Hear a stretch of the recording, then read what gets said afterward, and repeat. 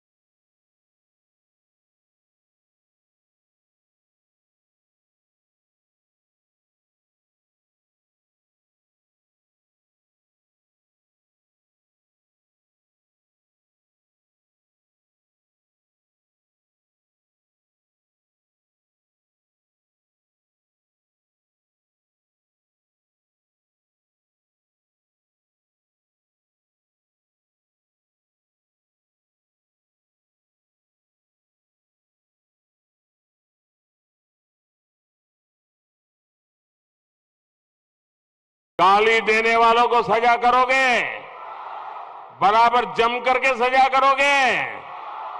जब polling booth में button दबाओ ना, तब जय बजरंग बली बोल करके सजा दे देना इनको। बजरंग दलावर बंदीचा मुद्दा केवळ कर्नाटकातच नाहीये तर देशातल्या चर्चेचा विषय बनलाय। आधी काँग्रेसनं रामासोबत शत्रुत्व घेतलं होतं, आता ते बजरंग बलींसोबत पंगा घेतायत असा हल्लाबोल भाजपनं केलाय। कर्नाटकात भ्रष्टाचाराचा मुद्दा यावेळी प्रभावी ठरतोय। स्थानिक मुद्दे असताना काँग्रेसनं भाजपच्या हातात बजरंग बलीचा मुद्दा दिलाय। आता याच मुद्द्यावरनं कर्नाटकात पुन्हा एकदा धार्मिक ध्रुवीकरण होणार का, की मतदार कुणाला कौल देणार हे 13 तारखेलाच स्पष्ट होईल। ब्युरो रिपोर्ट, साम टीव्ही न्यूज।